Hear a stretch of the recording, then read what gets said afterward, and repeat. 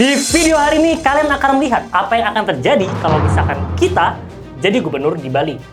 Welcome to Kita Kolektif. This is PowerPoint Night. Kalau kita jadi gubernur di Bali. Yes sir, hari ini kalian akan melihat tim Kita Kolektif karena sudah membuat satu ide yang dimana mereka akan eksekusi ketika mereka menjadi gubernur Bali. Let's go Simon. Jadi nih kurang lebih setiap orang itu bakal dapat waktu sekitar 5 menit untuk nge-present ide mereka. Nah nanti setelah itu para penonton akan melakukan scoring. Oke, jadi scoring ini adalah penilaian yang dari setiap gubernur. Jadi yang paling nilai paling rendah akan mendapatkan hukuman. Hukuman yang sangat menyakitkan, hukuman tidak akan diduga-duga, dan hukuman yang sangat dasar.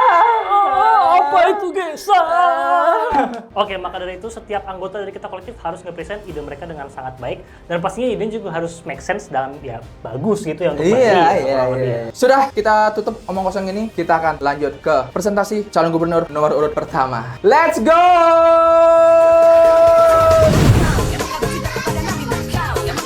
Bobo Boy Kosen 3.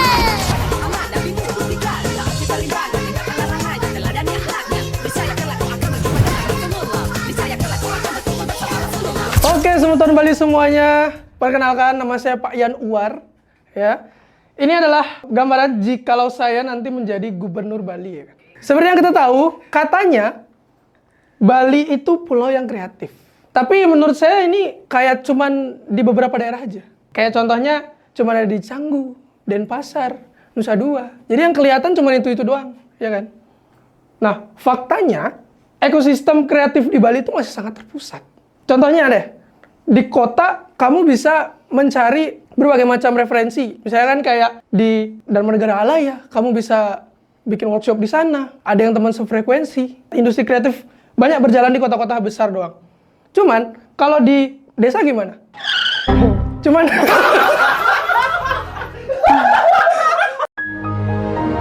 Kalau di desa gimana? Cuman paling nunggu Banjar bikin event anniversary ya kan? Tidak ada event-event lain yang besar. Cuman itu saja gitu. Jadi tahunan aja. Nah, zona kreatif di Bali juga sangat tidak merata. Kenapa? Karena cuman ada di zona-zona turis saja. Semua pada nyari pasar internasional di Bali karena kan pariwisata gitu kan. Begitu. Dan infrastruktur kreatifnya belum merata, benar yang saya bilang tadi, kenapa ada dua ya? Itu dah pokoknya. Nah, kalau ini dibiarkan, talenta-talenta yang ada di desa-desa kecil itu bakal hilang. Ekonomi tidak merata, terus daerahnya jadi apa? Stuck. Dan akhirnya tidak ada kemajuan. Solusinya apa nih? Solusinya adalah program Bali Kreatif yang merata. Nah, di sini, jika saya menjadi gubernur, saya akan membuat Creative Hub di masing-masing daerah. Yang kedua, untuk memberikan dana untuk IP-IP lokal. Dan yang ketiga, membuat event dan platform di setiap daerah. Oke, jadi yang pertama program Creative Hub. Program Creative Hub ini meliputi program produksi. Jadi bingung kan saya? Sorry. Maaf ya. Program Creative Hub ini include studio produksi, coworking space, studio konten, dan ruang pameran. Lalu ada studio animasi, mini teater, ruang terbuka, dan mentorship. Jadi kita ingin mengalahkan industri kreatif seluruh dunia. Gitu. Kalian tahu film Jumbo? Tahu. Nanti kita bikin animasi Made Ceni. Nah, gitu. Lalu yang kedua ada dana IP lokal. Di sini programnya adalah saya akan memberikan dana besar-besaran yang setara dengan pemberian dana proyek skala Marvel Universe, ya kan? Agar bisa pembangunan ntar dulu. Yang penting konten ada. Terus scouting kreator. Jadi kayak kita harus mencari-cari kreator-kreator dari desa-desa yang potensialnya sangat besar untuk menjadi seorang kreator. Yang ketiga adalah pelatihan desa. Jadi kita juga harus memberikan sosialisasi kepada desa-desa untuk dia bisa menjadi kreator juga, gitu. Biar nggak di kota-kota saja. Lalu yang ketiga ada event dan platform. Kita akan bikin festival tiap kabupaten tiap minggu. Tuh. Tiap minggu. Yoi. Jadi nggak ada yang gabut. Langsung gitu kan. Lalu ada marketplace kreator. Ini bukan jualan kreator ya. Kreator bukan jual ya. Ya itu maksudnya. Bukan. Maksudnya marketplace kreator adalah di sini kita akan menyalurkan, semisalkan ini sebenarnya sama yang selanjutnya, kolaborasi brand lokal atau UMKM. Jadi nanti brand-brand UMKM bisa kolaborasi sama kreator-kreator yang ada di desa gitu. Nah, menurut saya Bali itu butuh industri kreatif yang adil. Jadi kita harus merata lah. Jadi biar semua tuh kenal daerah-daerah lain di Bali gitu loh. Nah, jadi itu saja program dari saya. Semisal saya jadi gubernur Bali, saya akan melaksanakan itu program itu. Jadi sudah, terima kasih. Mungkin para audiens Semeton Bali ada yang mau bertanya? Oke, saya dulu berarti yang mau bertanya. Sebenarnya idenya bagus ya Pak Yan ya. Cuman boleh kembali mungkin ke slide boleh ke sebelumnya. Yang mana? Terus lagi.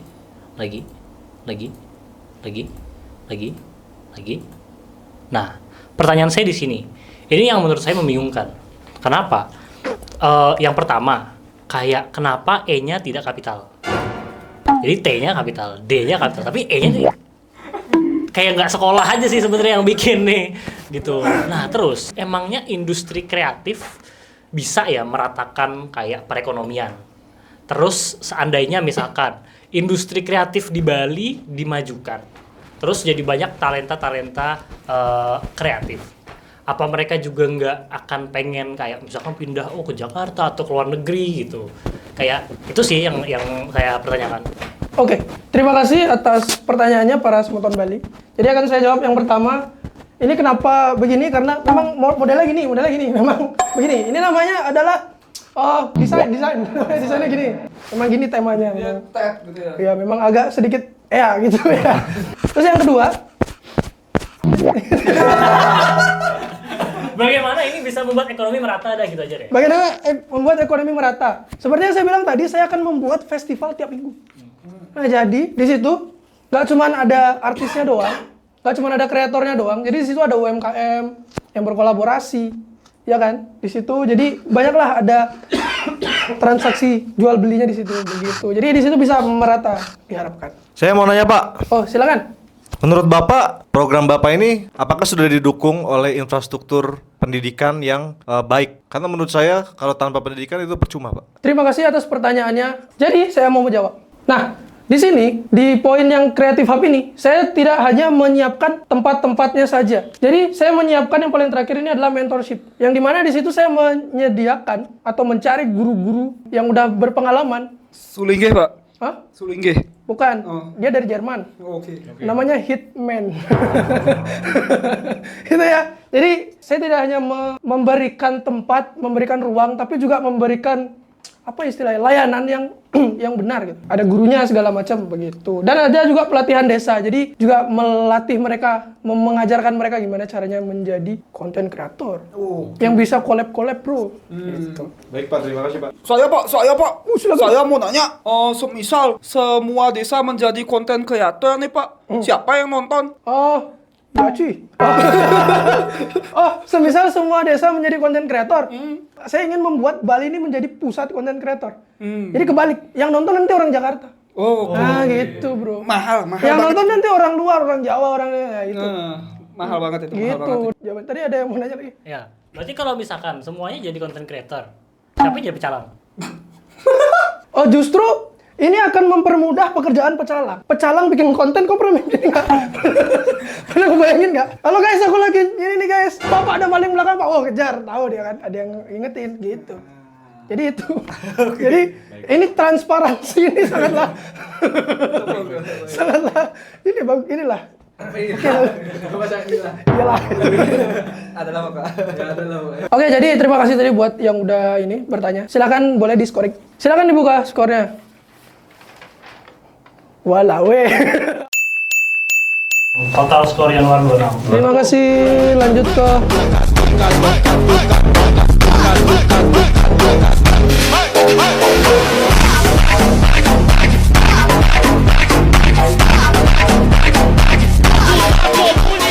Om Swastiastu Semeton. Semeton sareng sampi sanedahat kusumayang titiang. Sinampeureun niki kawastanin adan tiang nika ide bagus putu wayan bael. Jadi, kalau saya jadi gubernur Bali, saya bakal ngapain? Itu adalah pertanyaan kalian. Jadi inilah dia. Visi misi saya adalah dengan memajukan perekonomian Bali dari segi agrikultur. Apa itu? Apa pohon-pohonan gitu lah pokoknya. Jadi ya begitulah ya. Terus bagaimana sih pasti kalian berpikir kayak dari segi agrikultur nih, apakah menggunakan terasering lagi atau pengembangan pohon lainnya atau dan segala macam? Tidak, semeton. Jadi ini yang saya akan gunakan. Kalian tahu ini apa? Pohon kelapa. Bukan. Sawit. Bukan. Tapi ide saya dari sana. Jadi saya dapat rekomendasi dari ya berita-berita yang lagi hot gitu. Ini namanya BTW pohon palem, aka lontar. Jadi Bali itu kan lumayan banyak pohon lontar kan, dan palem itu palem. Palem. Antal. Gimana sih, Pak? Palem. Sorry. Iya, Cok. Iya, jadi ini pohon ental atau lontar ya sementara. Jadi yang ini nih nanti saya akan apain gitu kan. Saya akan tanam di semua Bali pohon ental ini sesuai dengan contoh yang sedang terjadi saat ini di mana-mana ada pohon sawit. Jadi di Bali itu akan di mana-mana ada pohon ental. Clay mahal nih dia tuh. Nah, terus more ental, more money. Kok bisa gitu loh? Kok bisa, Bang? Ental money. Jadi, dari pohon ental ini, dia banyak sekali jenis-jenisnya. Bisa dari getahnya, bisa dari pohonnya, maksudku batang ya, batangnya, terus dari ini yang hijau-hijau ini, hijau daun. Habis itu ada juga buahnya. Kalian tahu gak buah ini kayak apa? Ya anjing. Enggak. Gede itu enggak segini. Bukan. Ini buah ental, so. Biasa kita manggilnya tuh kelapa muda sih ya. Pokoknya dalamnya tuh dia kayak jelly gitu. Jadi bisa dijual. Nutrijel. Alah, Oke, lanjut. Selain juga banyaknya pohon ental itu, ini juga salah satu solusi saya. Di mana pohon ental akan bisa menahan arus air banjir. Loh, sawit aja bisa, masa ental nggak bisa? Ya penting pohon, semua pohon itu sama, betul. Mahal itu ilmu kamu. Selanjutnya, di Bali sendiri, banyaknya penggunaan dari daun entalnya itu. Ini contoh yang biasa mungkin kalian lihat di nikah-nikahan Bali. Biasa pakai dihias-hias, terus ini juga ada daunnya. Kalian bisa pakai upacara adat Bali dan juga untuk melestarikan penulisan lontar di Bali. Ini ilmunya betul nih ya, BTW. Tenang aja. Terus selanjutnya di Madura itu sendiri penggunaan entalnya itu ada digunakan dari daun, tangkai daun, bunga, buah, batang, kulit batang. Damn, banyak sekali kan? Semisal kita mempunyai banyak sekali pohon ental, gampang kita ke sana asiknya. Dia yang bayar kita tuh. Kita banyak nih apa namanya? bahannya. Jadi kita tinggal jual-jual ke tempat lain gitu. Tapi selanjutnya itu ya banyaklah daan nyaman. Ini kalau mungkin kalian punya apa ada nih nah? Tiket. Nah tuh tiket. Besok ini ada besek, ada mobilan, ada nih wadah bea go green anjay. Kita bisa makan pakai kayak gini, mangkok. Damn. Terus ini yang paling saya suka ini. Karena ental itu dari getahnya atau dari niranya itu bisa dibuat tua atau awaks. Buat tua, buat awaks, buat mani, bro. Gitu. Jadi selaku generasi selanjutnya, sekarang kan udah dibuatin tuh perintahnya karena saya yang gak suka gitu. Jadinya karena sudah ada legalnya pembuatan ini dan ini, kita akan lanjut ke program kurikulum sejak dini kepada anak SD dan SMA. Guna apa nih semeton? Guna untuk pembuatan dari yang tadi itu, awak dan tua. Jadi cara penyulingannya gimana, masuk kurikulum itu kan. Habis itu cara proses seperti apa, apakah nanti akan diekspor, tentu pasti kita akan ekspor. Nah, negara apa tuh? Tunggu dulu. Nah, selanjutnya itu, kalian tahu ini kan apa? Ini adalah awak yang biasa kita temui di dagang-dagang Madura.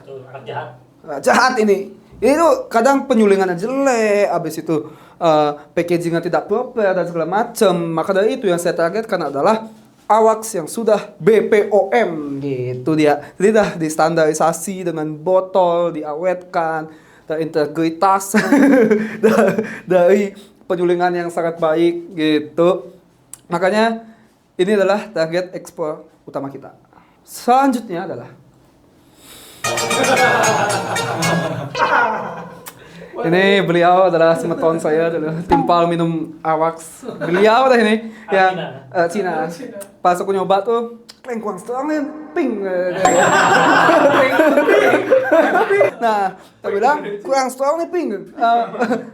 Awak kamu nih soalnya terlalu soft gitu. Bikin mabuk emang.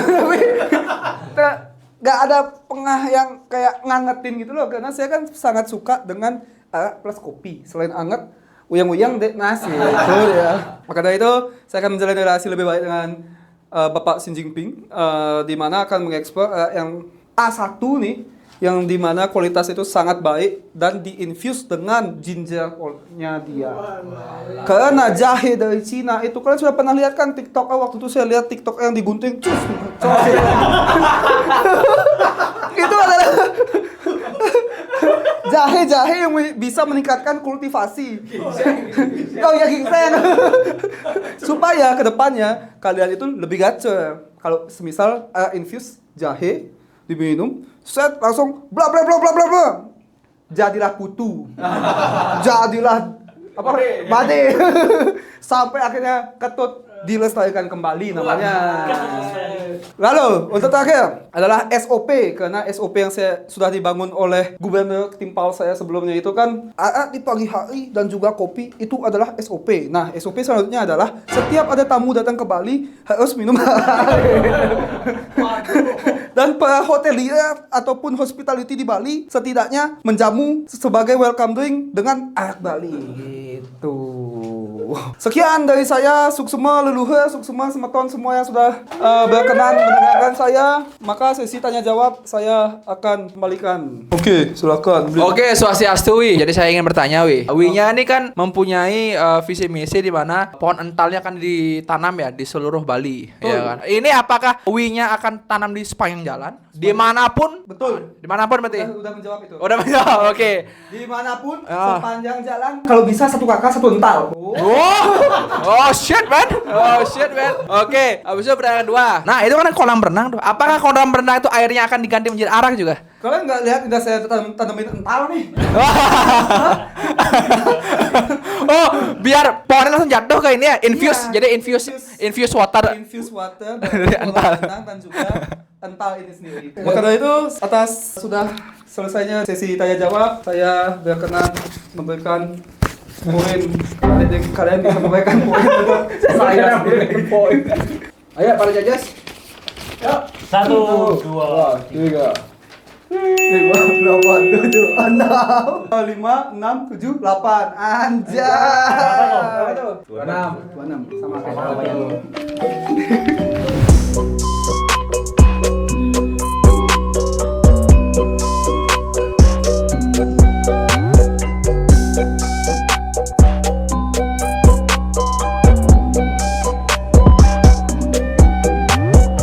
Selamat pagi, selamat datang semuanya para semeton. Wilujeng enjing bahasa Sundanya. Saya simpel aja, saya singkat aja, oke. Kalau saya jadi gubernur Bali, ini yang akan saya lakukan, oke. Sebelumnya, siapa yang berpikir di sini? Siapa yang di sini yang berpikir kalau Canggu itu sangat-sangat macet? Angkat tangan, angkat tangan. Aman aja, ya nggak apa-apa. Saya punya solusinya, yaitu flyover Renon ke Canggu, oke? Ini akan menyelesaikan beberapa masalah yang sering dialami oleh anak-anak Denpasar dan juga Canggu, gitu ya.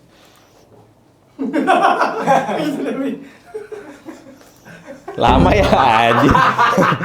Nah ini sensus penduduk, sensus penduduk Bali 2022 menyatakan bahwa penduduk Canggu itu ada sebanyak 1.300 jiwa per meter persegi. Bayangin di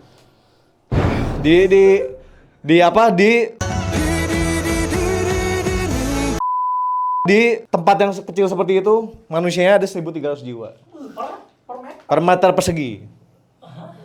Berarti setiap meter. Ya. Oh ya. Ya, gitu. Benar. Benar kan? Benar. Nah, ini kebanyakan kalian bisa tebak siapa? Betul. Bule. Jawab. Bule plat R. Nih, seperti ini, gitu kan? Tapi ini juga membawa peluang, oke? Semakin banyak bule yang ada di Canggu, di Bali, gitu kan? Sama dengan ini dia. Jadi akan ada banyak lowongan kerja bagi anak-anak Denpasar. Dan banyak bule juga menghasilkan banyak uang tentunya gitu kan. Karena saya lihat-lihat pemuda-pemuda di Denpasar sekarang gitu, itu gajinya sangat memprihatinkan, oke? Jadi kita tetap harus melestarikan populasi bule di Canggu gitu. Karena mereka bisa menggaji kita dengan gaji yang layak gitu kan. Next. Nah, adanya flyover non Canggu ini tuh mempermudah. Ini dia. Yang pertama, kalau para bule mau membangun kafe, membangun lapangan pedal, itu lebih mudah, lebih murah. Karena di Denpasar lebih murah gitu kan. Jadi jalannya lebih gampang tuh kalau ada flyover gitu kan. Karena tidak macet, yang macet di bawah. Ini chat bego. Ini kalau yang apa? Terus yang kedua lebih mempermudah pengurusan penjualan sertifikat tanah oleh anak-anak muda Denpasar gitu kan. Betul, enggak, maksudnya lebih gampang karena pas turun flyover langsung di pusat pemerintahan Denpasar gitu, di Bali gitu. Iya makanya, gue ya aja lagi. Yang ketiga tentu saja mempermudah anak-anak muda Denpasar untuk mencari kerja di Canggu. Jadinya mereka tidak malas karena masalah kemacetan sudah kita selesaikan. Nah, semakin banyak pendapatan dari para bule yang ada di Canggu ini. Wah, nge-lag. Nah, hasilnya apa? Hasilnya pendapatan daerah Bali, maksudnya pendapatan provinsi Bali, pendapatan daerah Badung itu semakin banyak. Sehingga jalan akan semakin bagus, semakin mulus gitu kan. Jadinya mengurangi macet. Yang ketiga tentu saja jadi warga asli Balinya happy, oke? Nah, itu sekian dari saya, simpel sekali. Solusi kesejahteraan rakyat Bali, flyover non Canggu. Terima kasih. Silakan pertanyaannya. Pak, saya mau nanya, Pak. Silakan, Pak. Jadi coba Bapak mundur sedikit, itu dia PPT-nya tuh. Oh, ininya slide-nya. Ya, slide-nya. Nah, oke. Itu gambar di tengah itu apakah ekspektasi Bapak untuk membangun Canggu seperti itu, Pak? Jalannya saja, Pak. Jalan aja. Jadi dengan pendapatan yang sangat banyak dari pemerintah Kabupaten Badung, kita akan membuat jalan yang mulus seperti ini. Oke, takain Canggu mau digituin? Enggak bisa. Flyover-nya juga ditanamin pohon nanti. Nggak bisa. Bata. Tinggi sekali kalau flyover kita seperti ini, Pak, rencananya, Pak. Kayak gimana itu? Nah, gini. Flyover gini, memang ada pohon tapi di bawah dia. Kecil berarti, Pak. Ya, oke. Kalau tadi kan di Bedugul, jadinya beda lah. Itu hanya gambaran saja, oke? Oke. Jawab, Pak. Menjawab Oke, banget itu. terima kasih. Takain kayak gitu tadi. Next, apakah ada lagi? Saya ingin bertanya. Oke, boleh. Silakan, Pak. Solusinya sebenarnya cukup oke. Solusinya cukup oke. Tapi apakah Bapak tahu awek-awek di Bali ini seperti apa, Pak? Oke. Jadi seperti ini. Saya jelaskan ya. Oke, Ya. sedikit ya. Bapak tahu nggak di Bali ini apakah hotel yang berdiri itu ada yang melebihi dari lantai 4? Tidak ada, Pak. Tidak ada. Oke, berarti ini flyover kan akan jauh lebih tinggi dong? Iya. Iya kan? Sedangkan di Bali ini ada aturan di mana kita tidak boleh membuat apapun itu melebihi mother temple kita, Oke. Besakih. Oke? Saya tahu, Pak, saya tahu. Iya, jadi kalau kamu tahu kenapa kamu tetap membuat solusi flyover ini? Oke. Tolong dijawab.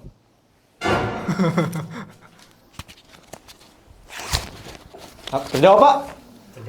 Sebenarnya cukup bagus. Ini bagus banget sih solusinya ya. Karena apa ya? Karena kita kan juga sebagai orang Denpasar juga pengen ke Canggu loh, Ya, betul, loh. Karena macet sekali kan, males ini. Aduh, macet kali, cuk. Oke. Jadi, sumpah, aku bakal dukung kamu ya, oke? Oke, terima kasih banyak, Pak ya. Terima kasih banyak, Pak. Silakan, kalau sudah tidak ada yang menanya lagi, mulai voting. Paragraf mulus nih. Mantap.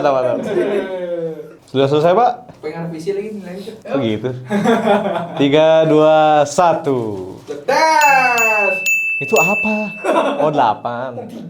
Kau ni apa? Enggak dapat salam tempe. Sama, aku tadinya aku 6 tuh. Aku 6. Karena nggak dapat salahnya aku 5. Kira-kira nggak dapat salahnya. Salah nih aku no. Nih 8 tambah 7 itu 5. 18 tambah 5, 23 berarti 23. 3. Togen hobi chang dot ngali tua jaka nejan Togen hobi chang dot ngali tua jaka nejan Togen hobi chang dot ngali tua jaka nejan Togen hobi chang Oke, selamat pagi teman-teman semua, selamat pagi keluarga, kerabat, teman, sahabat, musuh, dan juga teman sepermainan. Nama saya I Putu Simonesani. Saya aslinya memang bukan dari Pulau Bali, saya dari Pulau Kelungkung. Diadopsi karena kakek saya buka masjid sini. Nah, ini yang akan saya lakukan kalau misalkan saya menjadi gubernur di Bali. Yang pertama, ini inti dari masalahnya. Saya akan membasmi semua masalah yang ada di Banjar. Pasti kalian semua dan semua orang yang menonton di rumah dan juga para pimpinan partai politik pasti akan bertanya, emang ada masalah apa? Ya kan? Nah, ini adalah beberapa masalah yang saya temukan ya kurang lebih selama 18 tahun lah saya tinggal di sini. Oke? Jadi masalah yang pertama adalah masalah transparansi. Kita nggak pernah tahu Banjar itu beroperasi seperti apa. Kita nggak pernah tahu uangnya dapat dari mana dan berapa, terus kemudian dipakainya untuk apa. Walaupun memang dari yang saya baca-baca dan dari hasil ngobrol dengan kurang lebih 70 juta klien di Bali, mereka semua bilang bahwa Banjar dijalankan dengan secara kekeluargaan. Tapi menurut saya, jawaban dengan secara kekeluargaan di era modern seperti 2026 itu sudah tidak masuk lagi. Itu masalah yang pertama. Masalah yang kedua adalah efisiensi. Menurut saya, Banjar itu harus mengikuti teknologi. Mengikuti teknologi itu berbeda daripada kayak ke barat-baratan. Jadi kayak aku nggak minta orang-orang Banjar kayak untuk menjadi ke barat-baratan gitu. Cuman aku minta mereka mulai mengadopsi teknologi. Bali lah lebih tepatnya. Perlu lebih mengadopsi teknologi untuk menjadi lebih efisien. Terus, exposure budaya. Nah, ini salah satu yang paling penting juga. Kenapa? Karena sekarang ini, ketika bule ke Bali, dulu nih, kalau dulu ya, bule ya, dia nggak tahu Indonesia. Dia taunya Bali. Ini ada anomali yang baru. Bule tidak tahu Bali, taunya Canggu. Jadi, kultur yang dipahami sama turis-turis itu ya kultur Canggu. Kultur Canggu kan sekarang sudah sangat ke barat-baratan. Gitu kan. Nah, itu yang menjadi sekarang problem di Bali gitu. Padahal Bali punya banyak tarian, punya banyak sub bahasa, terus punya banyak kayak kegiatan upacara, agama, segala macam. Tapi itu nggak kena exposure. Dan ini sebenarnya tanggung jawabnya adalah tanggung jawab Banjar. Terus adalah masalah ketersediaan. Ini saya rasakan sendiri ketika saya mau pindah ke sini. Saya sampai sekarang sudah 3,5 tahun tinggal di sini, saya belum punya surat domisili. Tahu nggak kenapa? Karena klien saya di sini balasnya itu 5 hari kerja.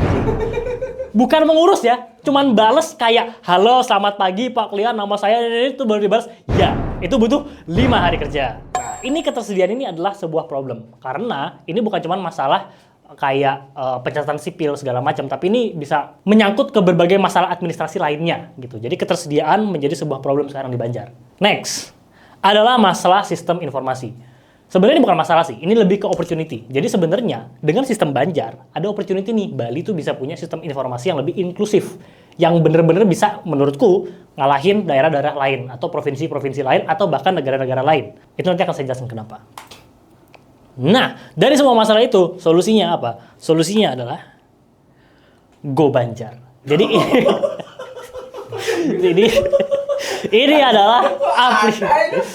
ini adalah aplikasi Pemprov gitu. Namanya Go Banjar. Ini saya desain sendiri kemarin pakai ChatGPT. Terus saya sudah tes user juga. Di sini sudah nama usernya ya guys. Dari situ nggak kelihatan pasti. Itu sudah user pertama saya. Nah, Go Banjar ini apa? Kurang lebih Go Banjar ini adalah aplikasi all in one. Jadi satu aplikasi untuk melayani semua kegiatan dan kebutuhan yang ada di Bali. Terus dia ada jaminan transparan juga. Kenapa? Karena dia menggunakan teknologi blockchain.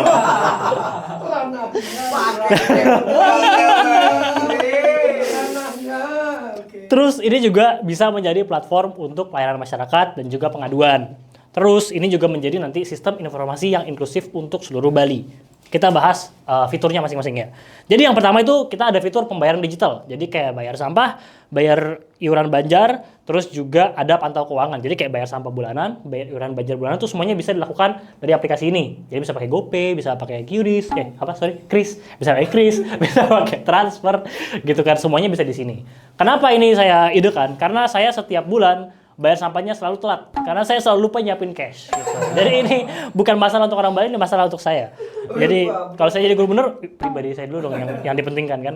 Terus juga adalah fitur pantau keuangan dengan teknologi blockchain. Jadi kayak misalkan kita kan bayar banjar 30.000 satu bulan, ya kan. Tapi kan kita nggak pernah tahu tuh apakah duitnya itu dipakai untuk perbaikan infrastruktur pura kah, apa untuk alat musik untuk kegiatan upacara, atau bahkan dipakai untuk tajen, atau dipakai untuk beli bir saat mereka bikin ogoh-ogoh. Kita nggak pernah tahu. Nah, dengan sistem ini kita tahu setiap rupiah kita itu akan perginya kemana nanti per bulan. Next. Itu ada urusan administrasi. Jadi urusan untuk pencatatan sipil, terus pengaduan masyarakat seperti kemarin. Nih, fun fact ya, saya bayar sampah per bulan, harusnya sampah diambil itu setiap hari, sudah dikasih jadwal tuh, anorganik segala macam. Dalam 5 hari terakhir, sampah saya hanya diambil 2 kali. Sampai kemarin saya gerd karena apa? Karena saya ngamuk sama tukang sampah aji. Terus sampai gerd saya aji. Jadi kita bisa bikin layanan pengaduan untuk di sini. Terus juga layanan masyarakat lainnya lah, kebutuhan-kebutuhan masyarakat gitu. Nextnya, itu ada Turis Hub. Nah, ini yang paling penting, karena ini juga aplikasinya bisa dipakai oleh bule. Kenapa ini penting? Karena jadinya ketika bule, misalkan dia jalan-jalan ke Uluwatu, dia bisa buka aplikasi ini, dia lihat, oh di dekat sini ada banjar apa, banjar itu punya kegiatan atau upacara atau aktivitas apa yang aku bisa ikut. Terus ini juga sekaligus menjadi promosi kebudayaan. Karena di sini aku pengen mendorong setiap banjar itu harus bantu untuk mempromosikan kebudayaan Bali dalam caranya mereka sendiri. Promosinya bisa dilakukan dari aplikasi ini. Terus sekaligus kan beberapa bulan sih, mungkin udah beberapa tahun terakhir lah, kan kayak di Bali tuh udah ada problem tour guide cabutan. Nah, ini juga bisa menjadi solusi. Jadi di sini yang pertama itu ada fitur tour guide digital seperti Halodoc. Kalau Halodoc kan dokter digital, kalau ini tour guide digital. Nah, selain itu, mereka juga jadinya kalau misalkan mau ada tour guide langsung, mereka nyarinya dari Banjar. Jadi sudah pasti itu memang orang-orang yang dipercayakan oleh Banjar. Next, itu ada informasi regional. Nah, ini yang paling penting. Karena saya dulu sering banget telat ke kantor, karena apa? Karena ini, penutupan jalan nih. Ini penting banget nih. Ya, jadi dari aplikasi ini setiap banjar itu ketika mereka mau bikin acara, mau nutup jalan segala macam, bahkan acara-acara Kepica Fest kemarin, itu mereka wajib untuk masukin informasinya ke aplikasi ini. Supaya setiap pagi sebelum saya berangkat, saya bisa tahu jalan mana saja yang ditutup. Terus kemudian info acara banjar, ya itu kurang lebih ya kayak ya info acara banjar, saya nggak tahu acara banjar apaan. Kenapa saya nggak tahu? Ya karena saya nggak pernah ada infonya. Gitu. Terus ada juga pengaduan infrastruktur.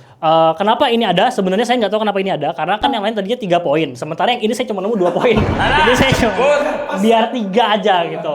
Tapi kalau dibayangkan saya kayak jalan bolong ya, tapi kalau jalan bolong kan harusnya dishub ya, gitu. Tapi nggak apa. Oh, berarti sekali juga di rencana saya Banjar akan menggantikan dishub. Informasi regional. Itulah kurang lebih presentasi saya hari ini untuk Bali yang lebih baik. Terima kasih.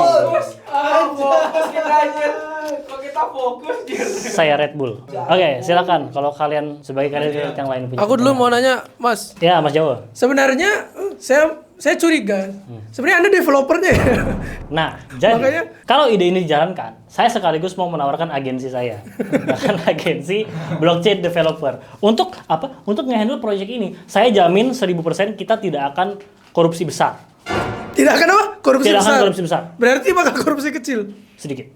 Loh, ingat kata Bahlil, kalau kalian berarti kalau itu sekarang kita akan masuk ke sesi penilaian. Silakan kalian memberikan penilaian kalian sementara saya madep sini supaya surprise. Oke, para juri, sekarang kita akan mereveal berapa skornya. Silakan. 3, 2, 1. Jeng jeng. Bangsat anjing. Pemuda Banjar butuh bir, Bro. Gak apa-apa. Saya sudah 24. Saya aman. Terima kasih Tuhan. Dalam kesanganya lusan dikala bulane megang tidurin ambune oga kala kali lu mambah oga nyiterin kota. Konnichiwa teman-teman. Watashi no namae wa Gesa desu. Ya, jadi ini kalau saya menjadi gubernur ya. Tas. Oke, ini adalah ini adalah proker yang akan saya kerjakan jikalau saya menjadi gubernur ya. Jadi ini adalah bule atau WNA. Jadi WNA ini akan saya kaji. Karena apa? Karena beberapa tahun belakangan ini kita mengetahui bahwa WNA ini sangat anomali ya ini ya, apa namanya? Kegiatannya.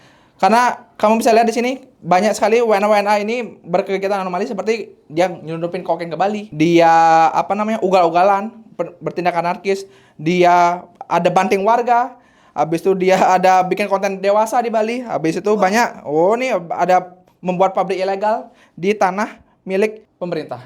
Oke, maka karena itu saya ingin bersama tim-tim saya ini apa namanya? Kok grogi aja? Grogi aja. Oke. Nah, apa yang menjadi dasar mereka berani melakukan hal ini? Ini, mungkin menurut saya ada perbedaan norma masyarakat ya.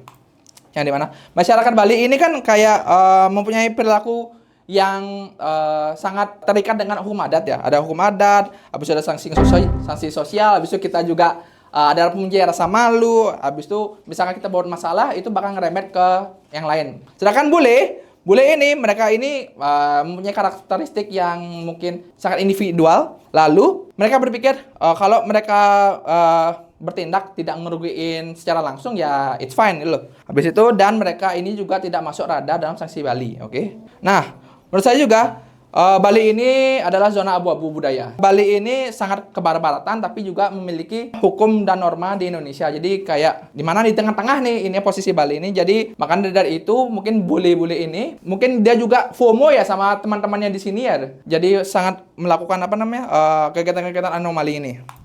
Lalu tindakan anomali apa yang mereka lakukan di Bali? Nah seperti yang saya bilang ini bawa kokain, ada penyalahgunaan visa dan overstay. Habis itu nih ada bisnis gelap. Lalu solusinya. Nah, ini solusi yang saya akan melanjutkan apa yang sudah ada. Karena dari pemerintahan sebelumnya sudah ada tindakan yang tegas dari imigrasi. Habis itu udah ada pembentukan satuan imigrasi. Lalu ada operasi Bali Becek. Jadi operasi Bali Becek ini seperti mengecek mengecek data-data warga agar apakah dia mempunyai izin tinggal biar tidak menjadi imigran gelap. Oke. Habis itu ada solusi dari saya. Kenapa mau anjing? Nah, solusi dari saya adalah membuat barak seperti Pak KDM, oke? Jadi para bule-bule yang bertindak anomali ini akan saya bawa ke barak yang saya buat dan saya akan memberikan ujian tidak akan pernah mereka lupakan, tapi tetap sejalan dengan HAM di Indonesia. Jadi masih ilegal. Hukumannya adalah masih ilegal. Jadi hukumannya adalah teras. Ini dia hukumannya. Ada hukuman puluh-puluh dari Upin Ipin. Jadi di dalam barak itu akan saya buatkan Circle of Death namanya lah. Jadi bule-bule ini akan ditaruh di sini. Saya dilihat habis itu cas. Nah, saya akan mengeluarkan Lalu di sini saya akan memberikan seperti gelitikan karena saya baca apakah gelitikan itu sebuah siksaan di website, ternyata itu ada siksaan yang sangat menyiksa ya. Nah, lalu hukuman kedua itu ada operasi kacang polong dari SpongeBob. Oke. Jadi ini sebenarnya jadi kayak ngasih mereka makanan tapi makanan yang tidak mereka suka loh. Kasih durian, ngasih peti, ngasih jengkol. Jadi selama di barak itu ini selalu ngasih makanan yang tidak mereka suka. Jadi mungkin akan membuat mental mereka kayak lebih jatuh lagi dan mereka akan kurus. Lalu solusi selanjutnya ini adalah solusi yang dimana orang ini sangat Bali banget. Ini semua orang Bali lakukan. Oke, solusi selanjutnya. Jeder. Nah, kudiangmen. Nah kudiangmen ini ada solusi terbaik dari seluruh orang Bali ya. Jadi ketika kita tadi hukuman tadi tidak bisa dilakukan, nah hujangmen solusi seperti itu. Nah hujangmen udah seperti itu gitu loh. Udah gimana udah kebal dia dengan apa yang saya lakukan, jadi ya udah nah hujangmen. Oke. Terima kasih. Itu saja dari saya. Mantap. Oke, karena presentasi saya sudah selesai, jadi silakan para panelis. Jika ada pertanyaan, silakan. Pak. Saya mau tanya, Pak. Para bule kan ini kalau yang ngawak dihukum, Ya. gitu. Bagaimana mengatasi para bule yang belum datang tapi mau datang, yang memberikan pendapatan bagi Provinsi Bali, itu untuk tidak usah khawatir, datang saja gitu. Ya selagi mereka tidak melakukan apapun, kalau mereka ke sini itu hanya untuk berlibur, tidak melakukan kegiatan anomali, ya sudah. Kamu jalan aja di sini. Kalau misalnya kamu terlibat kegiatan anarkis anomali itu, ya sudah, saya tarik kamu, saya culik kamu, saya bawa ke barak gitu aja, Wi. Oke, kita lanjut ke sesi penilaian, nggih. Teman-teman, para panelis, silakan angkat nilai kalian. 5129. Berapa itu jadi ya, Cuk? 10. 5 tambah 3. 17 anjing. Dan itulah kurang lebih presentasi dari 5 calon gubernur Bali untuk periode selanjutnya ya guys. Nah seperti yang tadi sudah dijelaskan ya, ada sistem scoring, ada sistem poin. Guys, silakan dibacakan guys. Oke, jadi kita akan bacakan skornya. WB dengan nilai 26, Yanuar dengan nilai 26, Simon dengan nilai 24, Bian dengan nilai 23, dan paling rendah adalah saya, Gesa dengan nilai 17. Waduh.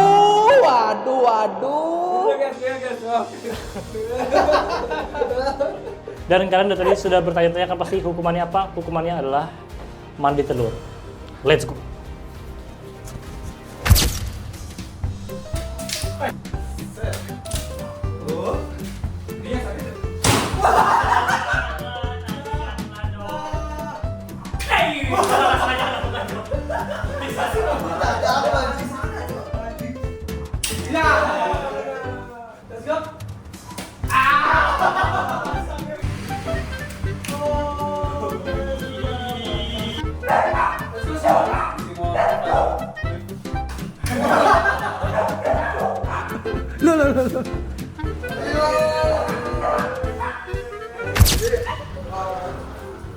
Hidup ya, sekarang kita di atas, sekarang di bawah, sekarang kita diistirahat, sekarang kita di lapangan dulu. Jadi ya sudahlah, bagaimanapun ini demi konten aja, konten. Pasti pun tenang aja, istirahat.